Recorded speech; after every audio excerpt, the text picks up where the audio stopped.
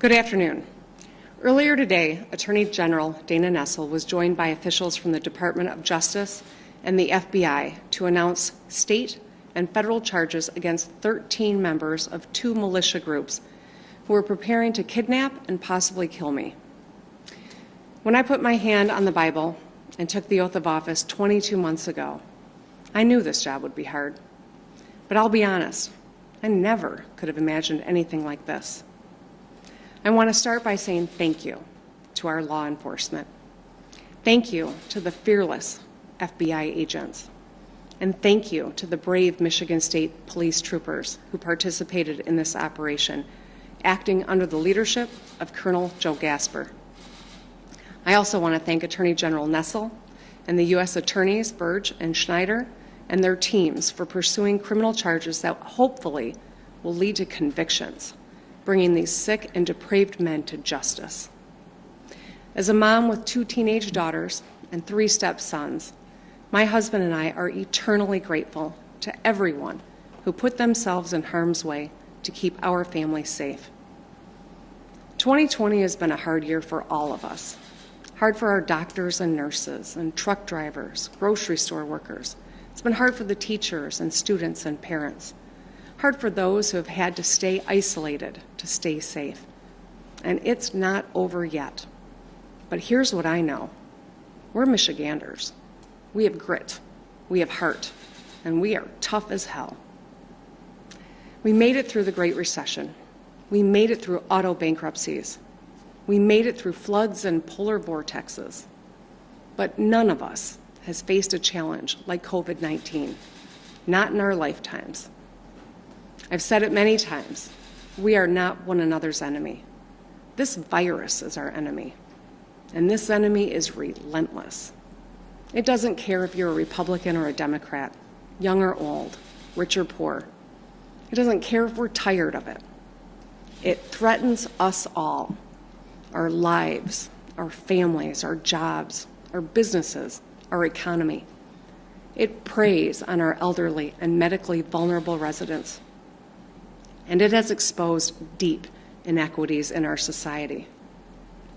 This should be a moment for national unity, where we all pull together as Americans to meet this challenge head on with the same might and muscle that put a man on the moon. Seeing the humanity in one another and doing our part to help our country get through this. Instead, our head of state has spent the past 7 months denying science, ignoring his own health experts, stoking distrust, fomenting anger, and giving comfort to those who spread fear and hatred and division. Just last week, the President of the United States stood before the American people and refused to condemn white supremacists and hate groups like these 2 Michigan militia groups. Stand back and stand by, he told them.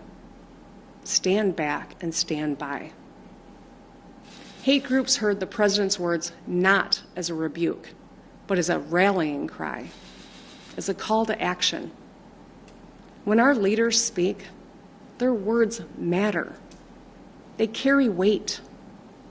When our leaders meet with, encourage, or fraternize with domestic terrorists, they legitimize their actions, and they are complicit.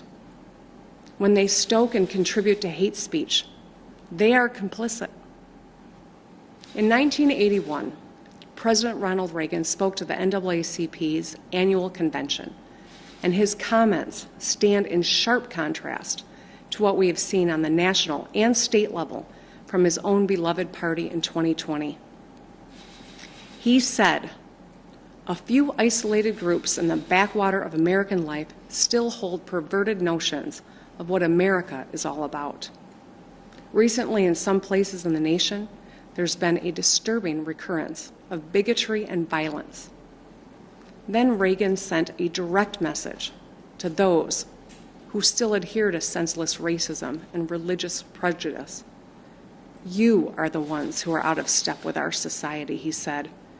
"You are the ones who willfully violate the meaning of the dream that is America. And this country because of what it stands for will not stand for your conduct. So let me say this loud and clear. Hatred, bigotry, and violence have no place in the great state of Michigan. If you break the law or conspire to commit heinous acts of violence against anyone, we will find you, we will hold you accountable, and we will bring you to justice. For the past 7 months, I've made tough choices to keep our state safe. These have been gut-wrenching decisions no governor has ever had to make. And I get it. Life has been hard for us all. When I get out of bed every morning, I think about the high school seniors, like my daughter, who missed graduation ceremonies, or those Michiganders who've missed weddings and funerals. I think about all the moms who are working from home, making breakfast every day, logging their kids onto their Zoom class, and doing the laundry. Think about the small business owners who spent a lifetime building something great, who are now hanging on by their fingernails just to keep the lights on. The disruption this virus has caused to our daily lives is immeasurable, and it has already taken the lives of more than 210,000 Americans, including over 6,800 right here in Michigan. As painful as these losses are, our hard work and sacrifices have saved thousands of lives. We have one of the strongest economic recoveries in the nation. Make no mistake, there will be more hard days ahead. But I want the people of Michigan to know this. As your governor, I will never stop doing everything in my power to keep you and your family safe.